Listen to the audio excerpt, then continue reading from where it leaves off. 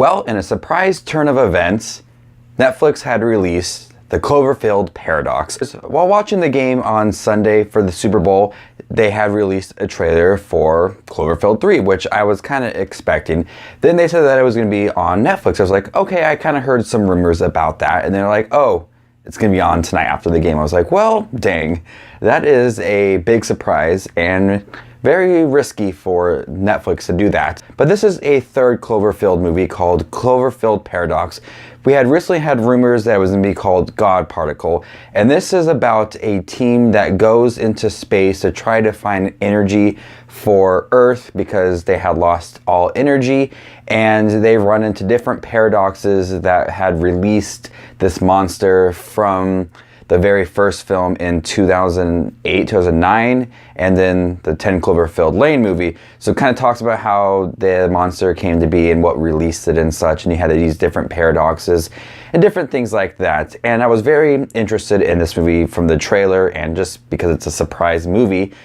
This movie has some major plot holes. It's very confusing at times. You kind of have to sit down and think about this movie right after you see it and kind of piece things together, and how does the monster come to be and how does it connect to 10 Cloverfield Lane.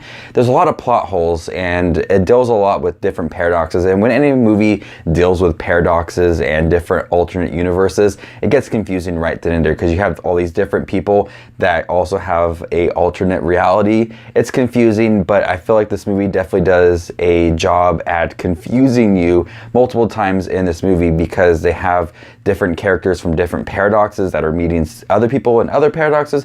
It's really confusing at times, and I feel like they don't do the best job of explaining, this is how the monster came to be, this is what happens. I want like a concrete idea, a concrete setup for this monster, and we don't get that. And at times I do find that this movie is very suspenseful when it deals with this paradox, because they are starting to reveal things about this other paradox and then this world that we've kind of was established in the beginning. They reveal a lot of things throughout the movie, and I feel like that's where this movie has its most suspenseful moments, is that it reveals certain things, different characters, different motives. It kind of reminds me of Life mixed with Alien.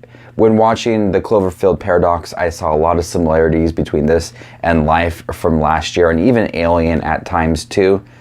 So with that scope, I do think this movie is not very creative, and it does have some major plot holes, but I do think that the acting is really great. There is some suspenseful moments, and I do like how this movie was marketed and how it just was released like right after the big Super Bowl game. So it has some really cool marketing. It is a interesting story because of the other two Cloverfield movies, and you're left with many thoughts while watching this movie and wondering where it's going to go when watching this movie. But it is not very creative, and it does have some major plot holes, but I did enjoy watching this movie. It did have some very suspenseful moments, and overall I had a good time watching. I'm not gonna lie and say it was a bad film, but it did have some plot holes, and sometimes I do think that it wasn't very unique. So I'm gonna go ahead and give the Cloverfield Paradox a B. This was a major like mind-blown moment. I was watching the Super Bowl trailers and commercials. They had released a trailer for the Cloverfield Paradox, and it said online tonight after the game. I'm like, that is like Beyonce dropping an album big.